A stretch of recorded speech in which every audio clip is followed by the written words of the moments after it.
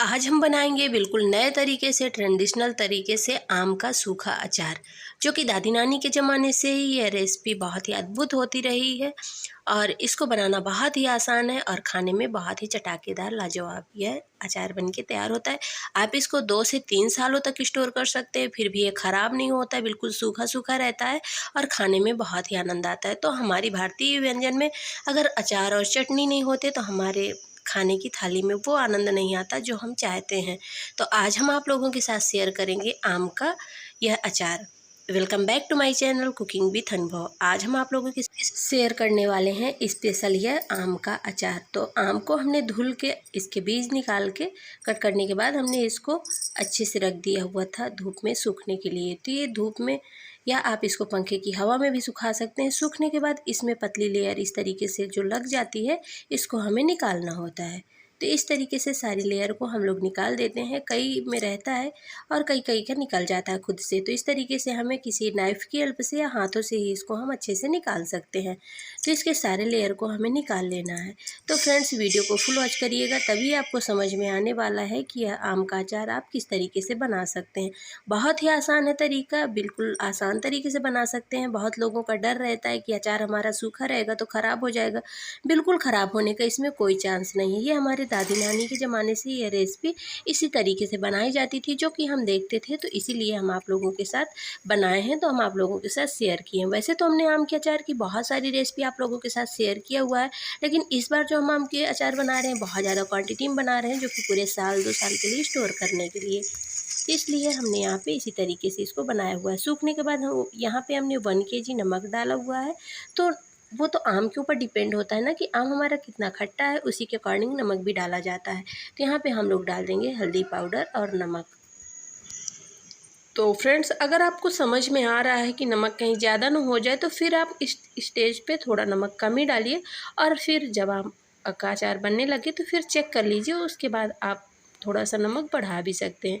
चलिए, इसको अच्छे से मिक्स कर देंगे और इसको दिन में 2 से 3 बार अच्छे से मिक्स करते जाना है, ताकि नमक और हल्दी अच्छे से हमारे आम के अंदर मिक्स हो जाए और फिर आम का अचार हमारा ख़राब ना हो। तो इसको 2 दिन तक आप धूप में रखें, या तो फिर आप इसको कहीं गर्म जगह में रख दीजिए, रूम में बंद करके रख दीजिए। इसी तरीके से कॉटन के कपड़े से ढक के, ताकि इसमें कुछ पड़े नहीं, और इस तरीके से अच्छे से ढक के इसको कवर करके रख दीजिए। 2 दिनों तक इसको बीच बीच में मिक्स करते जाइए, ऊपर नीचे करते जाइए, ताकि जो उसमें नमक से थोड़ा पानी निकलेगा ना, उससे फिर क्या होगा कि अचार हमारा अच्छे से पक जाएगा। तो इसको पकाना ज़रूरी है, क्योंकि हम सूखा आम का अचार बना रहे हैं, बहुत ज़्यादा इसके अंदर तेल ना डालना पड़े, इस तरीके से हमें अचार बनाना है।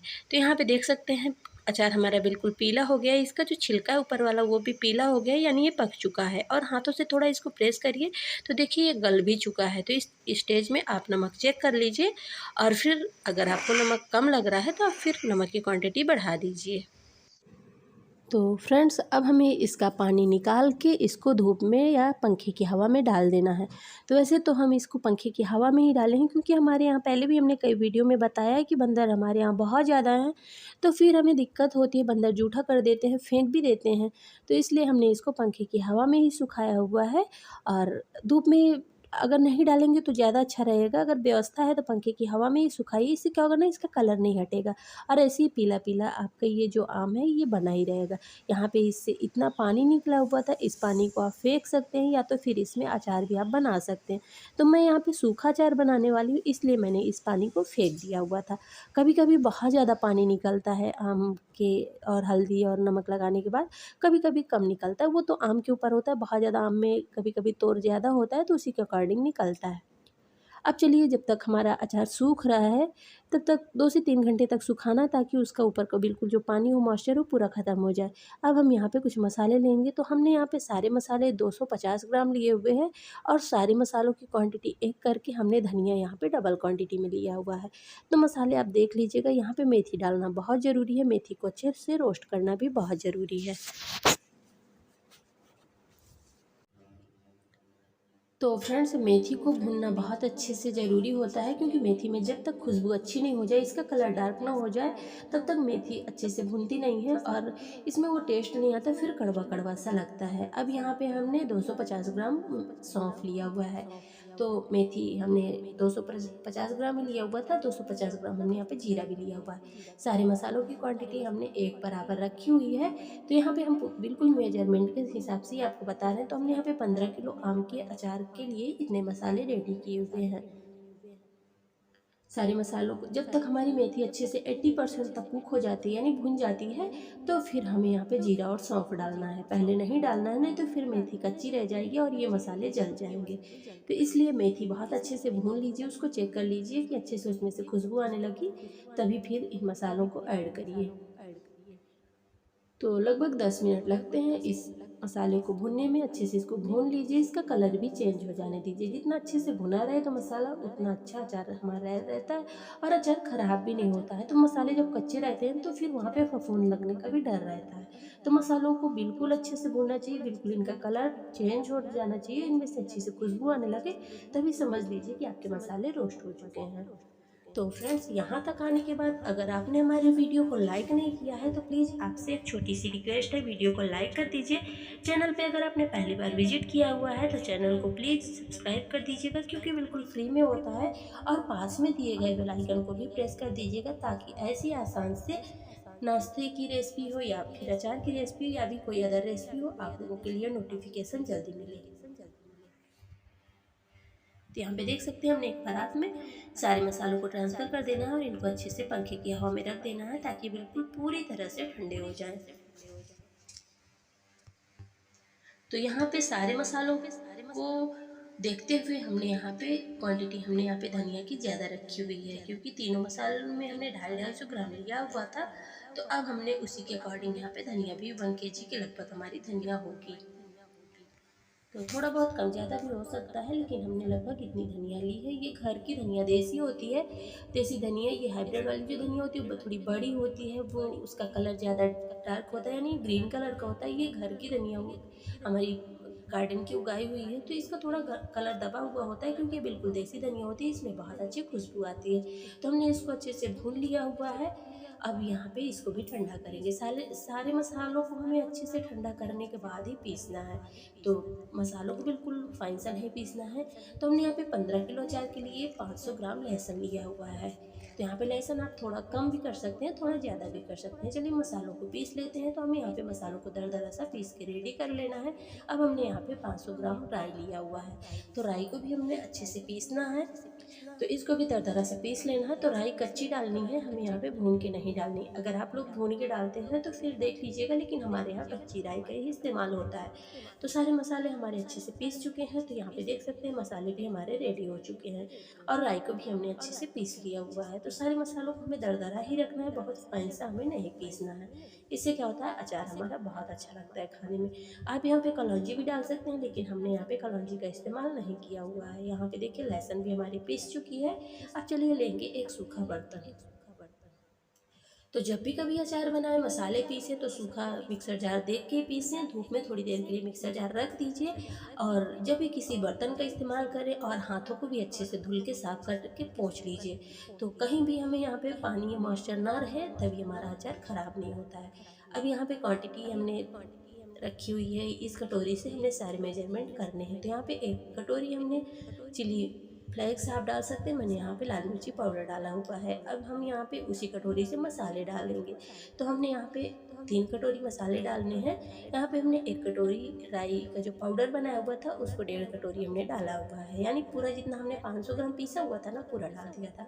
यहाँ पे 3 कटोरी हम मसाले डालेंगे, क्योंकि मसाले हमारे थोड़े ज़्यादा हो गए थे, तो हम फिर रख लेते हैं। मसाला हमारा कलौंजी में काम आता है, और कभी कोई अचार बनाओ ना, जैसे करौंदे का अचार है, नींबू का अचार है, तो थोड़ा ये मसाला डाल दें तो अच्छा लगता है खाने में।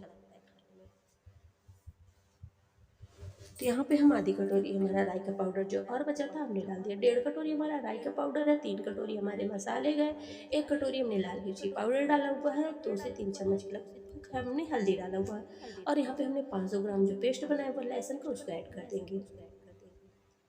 तो मसाले की क्वांटिटी आप थोड़ा बहुत कम ज़्यादा भी कर सकते हैं। तो चलिए, हमने यहाँ पे 3 किलो तेल लिया हुआ था। तेल हमारा सरसों का तेल है, कच्ची घानी घर का पेराया हुआ है। तो आप यहाँ पे अगर मार्केट वाला तेल लेते हैं तो थोड़ा सा उसको पहले गर्म कीजिए, उसके बाद उसको ठंडा कीजिए, फिर अचार में आप डालिए। तो यहाँ पे हमने घर का कच्चा तेल है, तो हमने यहाँ पे इसको इसी तरीके से कच्चा तेल ही इस्तेमाल किया हुआ है। हमने यहाँ पे इसको गर्म नहीं किया हुआ है क्योंकि शुद्ध है और घर का तेल बनवाया हुआ है। तो यहाँ पे अब सारे मसालों में हम तेल को अच्छे से मिक्स कर देंगे। तो जो आम के और हल्दी और नमक का पानी निकला हुआ था, इस स्टेज में आप उसको भी ऐड कर सकते हैं, लेकिन मैंने उसको निकाल दिया हुआ क्योंकि हम सूखा अचार बनाने वाले हैं। इस अचार को आप 2 से 3 सालों तक रख सकते हैं, ख़राब नहीं होता। दादी नानी के ज़माने के बिल्कुल ट्रेडिशनल रेसिपी है और आपको दादी नानी माँ के हाथों का स्वाद मिलने वाला है इस आम के अचार के अंदर। तो देखिए यहाँ पे सारे मसालों को हमने अच्छे से मिक्स कर लिया हुआ है और इसमें से बहुत अच्छी खुशबू आ रही थी। तो अब हमने यहाँ पे जिस बर्तन में आम रखा हुआ था, पहले हमने सुखा लिया हुआ था, फिर इस बर्तन को हमने एक बार धुल लिया हुआ था। धुल के हमने 1 घंटे के लिए इसको कड़ी धूप में रख दिया हुआ था। फिर हम इसमें अचार बना रहे हैं। तो जब भी कभी फ्रेंड्स अचार बनाएं, सूखा बर्तन लें, अच्छी क्वालिटी के बर्तन में रखें अचार को, तो अचार आपका ख़राब नहीं होता है। अच्छी क्वालिटी के बर्तन में बनाएं, यानी कि प्लास्टिक के बर्तन में बनाएं, लोहे के बर्तन में बिल्कुल नहीं अचार बनाएं, नहीं तो फिर उससे कसैलापन निकलता है, फिर आपका अचार ख़राब होने का चांस रहता है। तो हमने यहाँ पे हींग भी डाला हुआ था, जो कि हम बताना भूल गए थे, यानी कि क्लिप मिस हो गई थी। तो आप तेल के अंदर हींग का भी इस्तेमाल कर सकते हैं।